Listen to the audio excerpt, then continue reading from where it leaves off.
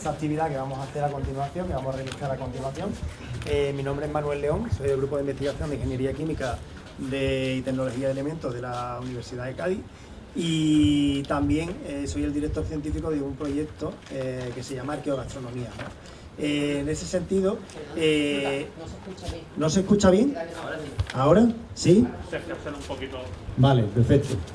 Pues como decía, vamos a hacer una actividad que se llama Ars Culinaria.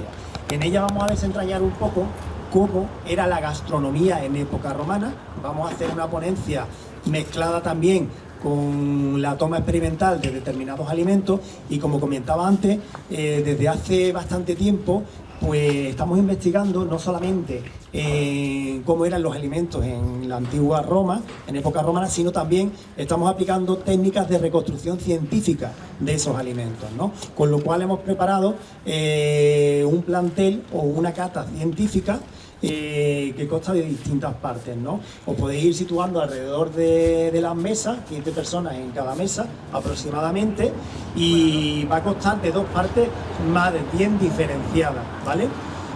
La primera de ellas en torno al garum, ¿no? Vamos a hablar un poco del trabajo que hemos hecho con la recuperación del garum, que es exactamente el garum, porque sí es verdad que cada vez que empezamos a hablar del garum a más de uno y a más de una se le pone una mueca un poco rara, ¿no? Pero sí es verdad que después de muchas investigaciones y de no solamente estudiar el garum a nivel de producción, de comercio, también hemos intentado indagar, ahora lo vamos a explicar un poco, en qué realmente era el garum y cuál era su verdadera aplicación. Después vamos a ver un poco el tema de los vinos y lo vamos a acompañar con algunos alimentos que hemos reconstruido en época romana.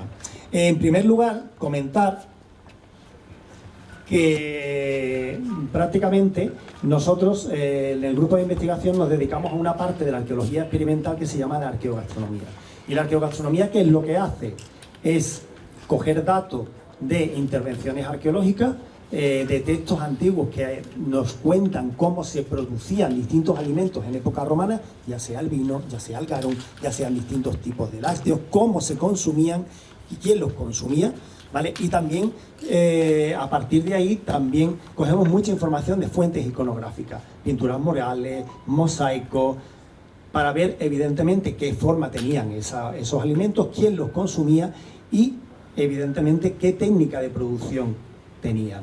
Con todo esto, lógicamente, ¿vale? A partir de ahí, pasa, si quieres, pues vamos a centrarnos fundamentalmente en las técnicas de la antigua cocina romana. ¿Qué es el garum? El garum es una salsa fermentada que ha recibido distintos nombres a lo largo de la historia. Se data evidentemente la tradición de salsa fermentada en el Próximo Oriente. Grecia coge esa tecnología del Mediterráneo oriental y empieza a producir un producto que después llega a Roma. Y prácticamente ese producto empieza, entre comillas, a contaminar las costumbres romanas, que eran muy frugales. En la mesa romana, prácticamente en la mesa tradicional, no se permitían muchas licencias. La alimentación era más estricta, era más recta, estaba dominada por el estoicismo, pero poco a poco la hellenización, la contaminación, entre comillas, de determinadas costumbres en la mesa, que eran mucho más sofisticadas, que introducían alimentos que generaban técnicas de consumo y de elaboración mucho más sofisticadas, fue recayendo poco a poco en Roma. Con lo cual, prácticamente, de ser rechazado al principio como una costumbre externa, poco a poco el garum se fue introduciendo en la mayor parte de las técnicas de cocina romana, y las factorías de salazones prácticamente empezaron a pulular por todo el Mediterráneo, llegando a democratizarse el consumo del garum en torno al siglo en torno al siglo I, el cambio de era después de Cristo. En ese sentido, es interesante que empiezan a producirse un garum de mucha más calidad, distintos tipos de garum, de esas salsas fermentadas. ¿Vamos? ¿Pasamos? Y sí es cierto que hoy en día ha llegado el garum prácticamente hacia nosotros como un producto maloliente, un producto que prácticamente en descomposición, y esa mala prensa que tiene el garum, pues se ha contribuido a ello pues algunos textos clásicos de algunos escritores romanos, de algunos tratadistas, como pueden ser Plinio o Séneca, que eran estoicos y que rechazaban esas nuevas modas, esas costumbres helenísticas que venían de Grecia, de ciudades como Selinunte, ricas por el comercio, o ciudades como por ejemplo Síbaris. ¿Os suena la palabra Síbaris? A Sibarita, exacto. Y esa importación de esas modas no solamente llegan a esos productos, no solamente llegan a las técnicas, sino al comer en la mesa, a la arquitectura que va a tener luego el convivium romano, y va a haber una especie de aumento en el lujo de las comidas y en la forma, en la escenografía de preparar esas comidas. Tal es así que, por ejemplo, que tenemos, no me pases todavía, algunos elementos o algunas frases que, como de algunos autores como Plinio, como Séneca, que decían que el garum era un humor sangriento en putrefacción o era una carísima sangre de peces. ¿Por qué? Porque te pudría las entrañas, pero te las pudría moralmente, porque si consumías ese tipo de productos no eras un buen romano, sino que evidentemente te dejabas acarrear y te dejaba llevar por esas modas helenísticas. A partir de ahí, evidentemente, fuimos descubriendo y fuimos analizando restos en piletas de salazones y fuimos estratificando un poquito realmente cómo fue o cómo era la producción de garum. ¿Puede pasar?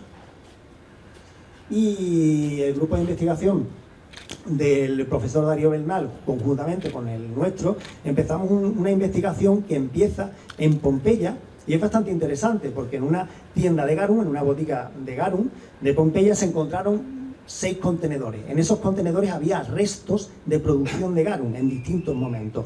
La ceniza de la erupción volcánica prácticamente los conservó, menos uno de esos contenedores, y lo que hicimos fue analizar el contenido de esos contenedores. ¿Pasa? Posteriormente, en Baelo Claudia también se determinó que en el contenido de determinadas piletas había restos que, tras su análisis, daban contenidos en garum en muy buen estado, con lo cual pudimos analizarlo, no para caracterizarlo, sino también para iniciar la reconstrucción física del garum. ¿Pasa? El garum es un producto fermentado, un producto que se hace en factorías de salazones costeras y dentro de una pileta de salazón.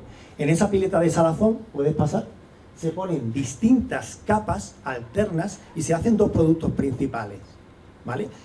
Uno es la salsa menta, que es como la actual mojama o el bacalao, es una conserva sólida, pero en época romana había tecnología suficiente como para hacer una conserva líquida dentro de esas propias piletas de salazones, y algunas veces también en algunos contenedores de barro como los dolia. ¿Puedes pasar?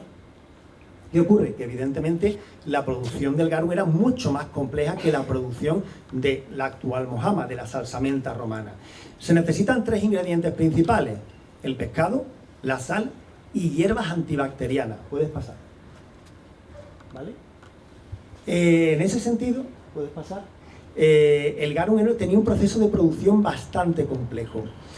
Para hacer garum necesitamos que dentro de la pileta de salazones haya una capa de sal, una capa de hierbas antibacterianas, tomillo, orégano, salvia, también eneldo, entre otras variedades, y estas hierbas prácticamente caracterizan a la cocina romana, pero también aparecen en los procesos de producción de alimentos que necesitan una alta estabilidad, una alta conservación. El orégano tiene, por ejemplo, hasta un 100% de inhibición antibacteriana.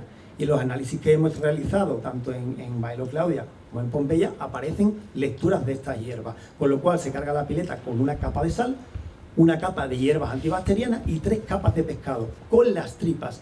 Y posteriormente, ¿vale?, la pileta se llena hasta arriba. 3 partes de pescado con las tripas, una parte de sal y una parte de hierbas antibacterianas, ¿vale? Y esto es importante. ¿Por qué? Porque el pescado va con las tripas. Adelante. ¿Vale?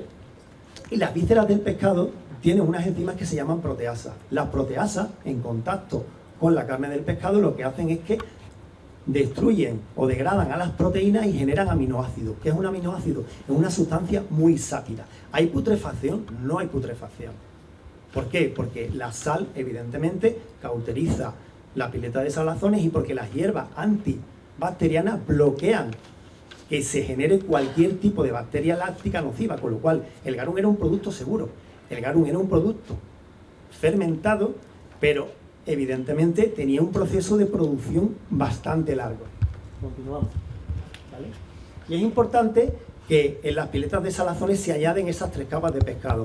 Cuando empieza a fermentar, el garum a los 7 días se forma una especie de sobrenadado o de agua, ¿vale? Y en la parte superior se aloja lo que denominamos la muria. La muria, que es una especie de agua de anchoas, para entendernos un poco, algo parecido a la colatura de Alici que se produce en Italia, se retira y se envasa en ánforas, porque era un subproducto del garum que tenía gran valor. Y cuando se retira la capa de muria, ese sobrenadado que aparece cuando empieza a fermentar, se remueve toda la pileta. Se remueven las tripas del pescado, el pescado, las hierbas y la sal para homogeneizar la mezcla. Y la fermentación dura entre 1 o 2 meses, dependiendo del tipo de garum. ¿Por qué? Porque había garum de boquerón, como el que encontramos en Pompeya, hay garum de atún rojo, como el que vais a probar vosotros aquí, hay garum mixto también, que se lo han encontrado los compañeros del grupo de investigación de Darío Bernal, que, es decir, hay un garum que está hecho de carne de cabra y de pescado también, y de caracoles y de cefalópodos, de pulpo. Y también hay distintos tipos de garum, como algunas investigaciones que hemos realizado, una especie de pisalat que aparece en algunos yacimientos arqueológicos bastante interesantes, que es una especie de garum de verduras, ¿no? A partir de ahí tenemos un producto seguro. ¿Pasa? ¿Sigue? Y después esto, por ejemplo, es una imagen de los ensayos que hicimos en laboratorio, ¿vale? Adelante. Y no sé si se ve en la imagen anterior, por favor, cómo poco a poco, en la imagen anterior, por favor, cómo poco a poco va fermentando y se va formando en la parte de arriba un sobrenadado. Y al final se homogeniza la mezcla. ¿Puedes pasar? ¿Vale?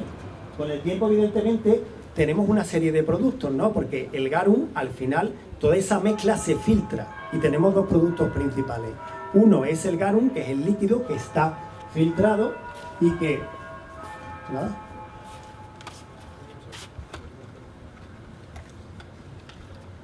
Y que tiene este aspecto líquido, oleoso, parece un aceite y es de color ámbar, ¿vale?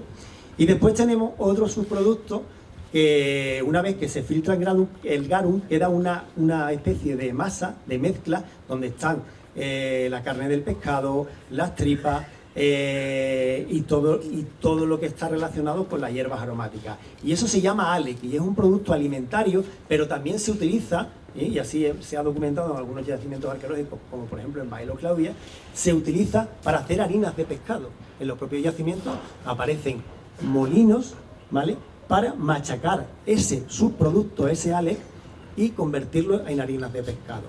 ¿Qué es lo que vamos a hacer ahora? Pues, con la ayuda de mis compañeros, que venimos para acá, pues os vamos a dar un tarrito a cada uno y vais a probar el alec, ¿vale? Y yo os digo cómo tenéis que probarlo. No os apresuréis porque es una experiencia un poco...